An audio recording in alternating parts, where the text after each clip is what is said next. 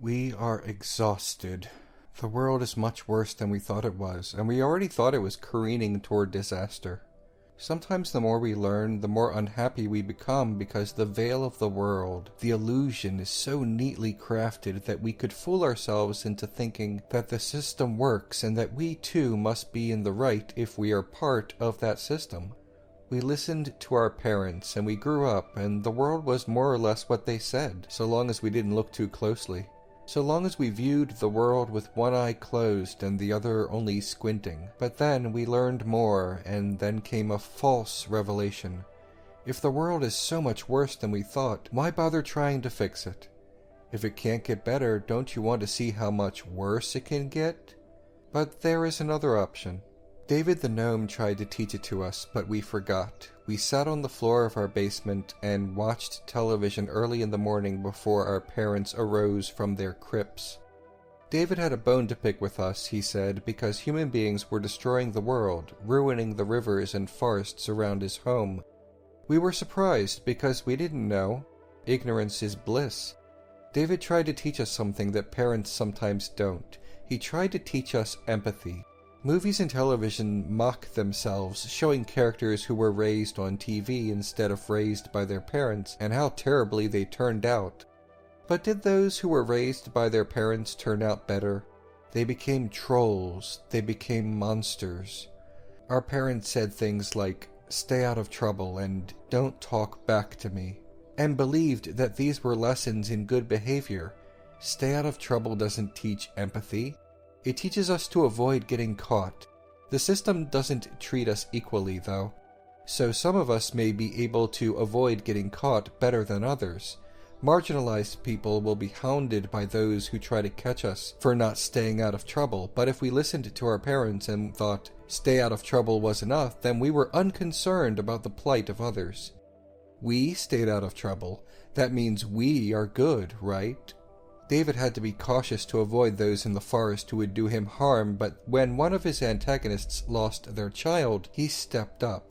He helped, he showed his empathy, and he showed us how empathy works. Don't talk back to me. Does that teach empathy? It teaches us fear. It teaches us either that we are not as worthy of having ourselves heard as others, or worse still, it teaches us to want to be the one who can tell others what to do, when to speak, when not to speak, when to act, when not to act. If we are taught only that there are those with authority and those without authority, those who are bullies and those who are bullied, then we might choose to be bullies, and when called out on it we might say, "Get used to it, life is hard." The second part is true, life is hard. So why make it worse for everyone? We learned the wrong lessons from our parents, stay out of trouble and such. These are survival skills at best, but they don't teach survival so much as conformity to a system that has no use for empathy. It's designed that way. David always talked about hoping that the children watching would share his point of view, his words. That's what empathy means, sharing or experiencing someone else's feelings from their point of view. Our parents said, "That's just how the world works," and we believed them instead of questioning this. People shrug at a world that unfairly advantages some and disadvantages others, and those that the world advantage say, "That's just how the world works." People who are granted unfair advantages by the system always think that the system is fair, and people who are shown unfair disadvantages by the system know that it's not. How convenient for the unfairly advantaged people that the system just so happens to work for them. If the advantaged people thought about empathy for 1 second, they would see from the point of view of the disadvantaged. But we are all taught, stay out of trouble, as our morality, as our compass, as our guide to life, so we mistakenly believe that those who are disadvantaged simply didn't stay out of trouble. If we were lucky, parents might have sat us down for the talk about the birds and bees, but parents didn't sit us down for the talk about empathy, about why we should treat others well.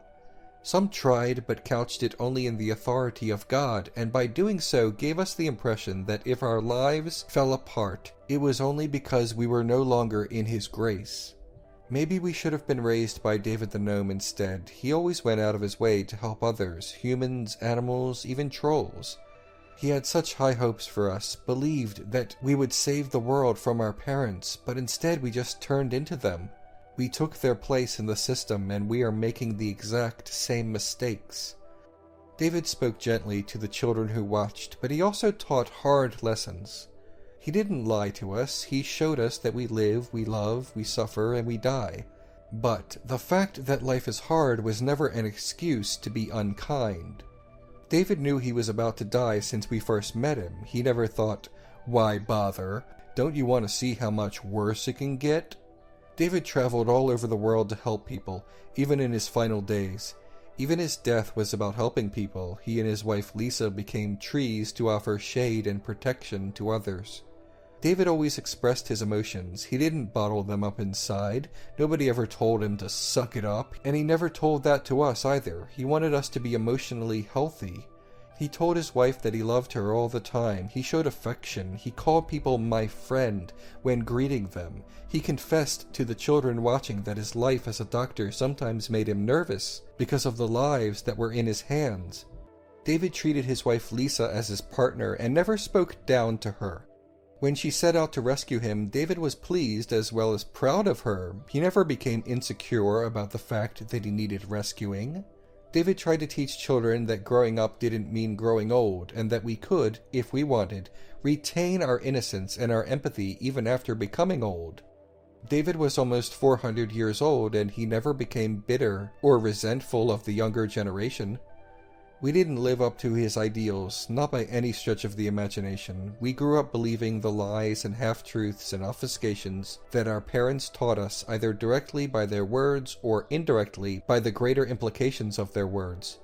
We should have been raised by David the Gnome. He was a far better role model than anyone who wanted that position, who wanted to mold us into smaller versions of themselves.